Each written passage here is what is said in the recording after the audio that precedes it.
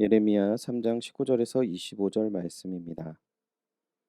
내가 말하기를 내가 어떻게 하든지 너를 자녀들 중에 두며 허다한 나라 중에 아름다운 기업이니 귀한 땅을 내게 주리라 하였고 내가 다시 말하기를 너희가 나를 나의 아버지라 하고 나를 떠나지 말 것이니라 하였노라. 그런데 이스라엘 족속아 마치 아내가 그의 남편을 속이고 떠나감 같이 너희가 확실히 나를 속였느니라. 여호와의 말씀이니라. 소리가 헐벗은 산 위에서 들리니 곧 이스라엘 자손이 애곡하며 간구하는 것이라. 그들이 그들의 길을 굽게 하며 자기 하나님 여호와를 잊어버렸음이로다. 배역한 자식들아 돌아오라. 내가 너희의 배역함을 고치리라 하시니라. 보소서 우리가 주께 왔사오니 주는 우리 하나님 여호와이심이니라. 작은 산들과 큰 산 위에서 떠드는 것은 참으로 헛된 일이라. 이스라엘의 구원은 진실로 우리 하나님 여호와께 있나이다.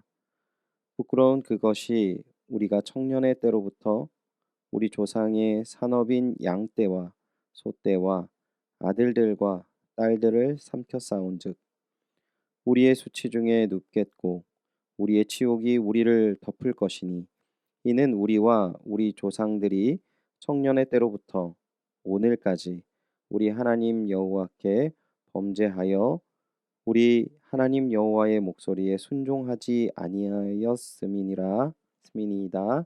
아멘.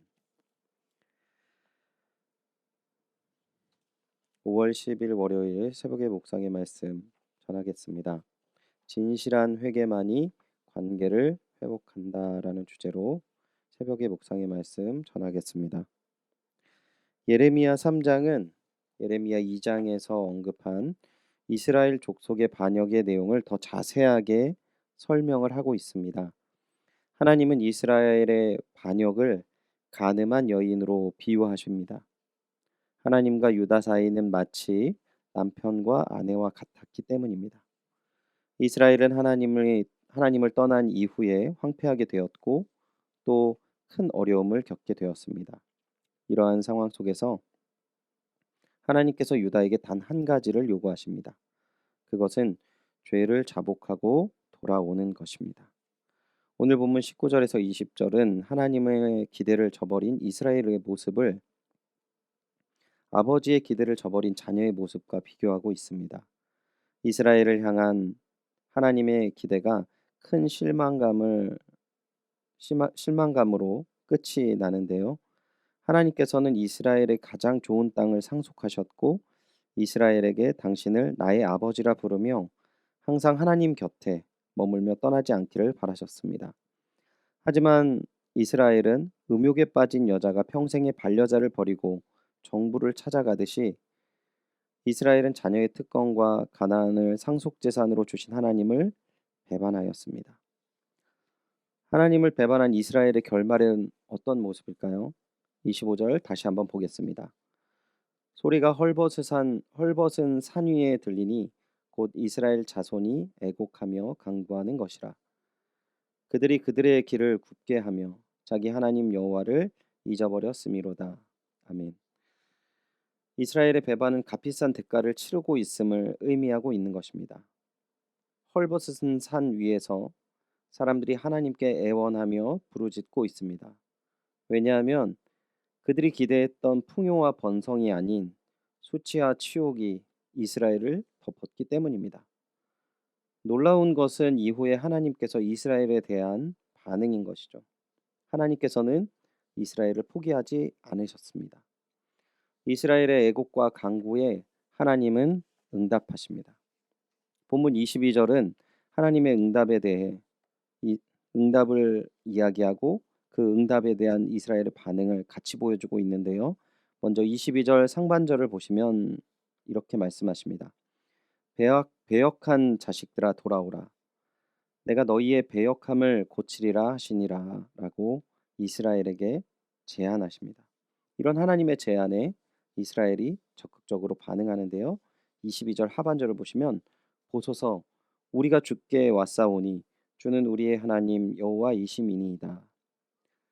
멸망에 떨어진 이스라엘이 마침내 여호와가 자신들이 섬겨야 할 하나님이심을 깨닫고 그분으로게 돌아갑니다. 참된 돌아감은 과거에 대한 철저한 반성과 단절에서 끊어버림에서 시작이 되는데요. 이스라엘은 자신들이 버리고 떠났던 출애굽 광야에서 하나님께만 구원이 있음을 고백하고 지금의 파국적 현실이 우상 숭배로 초래된 것임을 인정하는 고백을 합니다. 하나님의 부르심에 이스라엘은 자신의 모습을 돌아보는데 22절부터 25절까지 그러한 내용을 담고 있습니다. 이해를 돕기 위해서 메시지 성경 번역으로 22절부터 25절의 내용을 읽어드리도록 하겠습니다. 우리가 여기 왔습니다. 주께 돌아왔습니다. 우리의 참 하나이신 주께 돌아왔습니다. 저 유행하는 종교는 전부 저급한 사기에 지나지 않았습니다. 대중에게 최신 신을 팔아먹는 수작에 불과했습니다. 우리가 돌아왔습니다.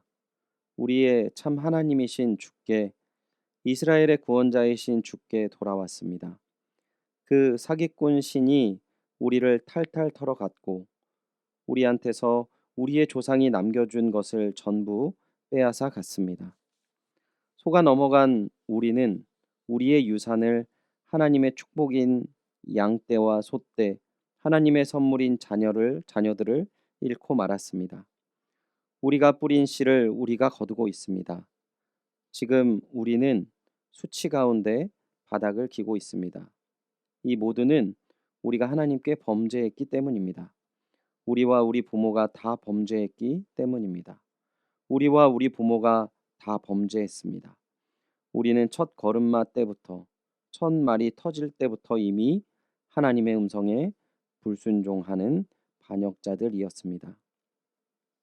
이스라엘은 자신들이 걸어갔던 그 길의 결과를 철저하게 깨닫게 될 정도의 황폐함과 절망을 경험할 때 구원자 되신 하나님의 사랑의 권면을 받았습니다. 하나님은 우상 숭배의 자리가 죄를 회개하는 애국과 간구의 자리가 되기를 바라셨습니다. 이스라엘은 우상 숭배의 거짓과 부끄러움을 인정하고 구원이 바알이 아니라 여호와께만 있다고 고백을 합니다. 사랑하는 주님의 동역자 여러분, 오늘 우리는 모두 회복을 꿈꾸면서 주님께 간구를 합니다. 믿음의 사람 한 사람 한 사람, 우리의 가정과 믿음의 공동체, 조국교회와 열방의 민족과 우리의 민족과 열방을 회복되기를 기대하고 바라며 간구하고 있습니다.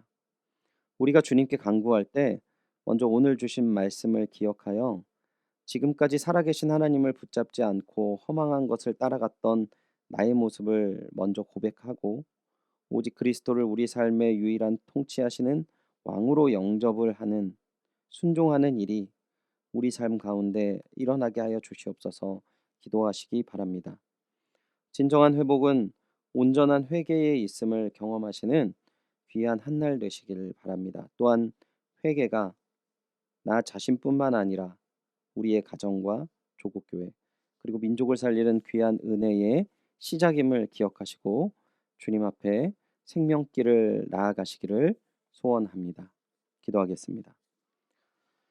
하나님, 오늘 예레미야 3장을 통하여서 하나님 앞에 얼마나 죄된 인생이 그 결말이 어떠한지를 깨닫게 하셨고 정말 최후의 정말 아무 희망이 없는 그 자리 가운데 하나님 다시금 부르셔서 자신의 자녀들을 다시금 채워주시고 안아주시는 그 귀한 은혜가 무엇인지를 알게 하셨습니다.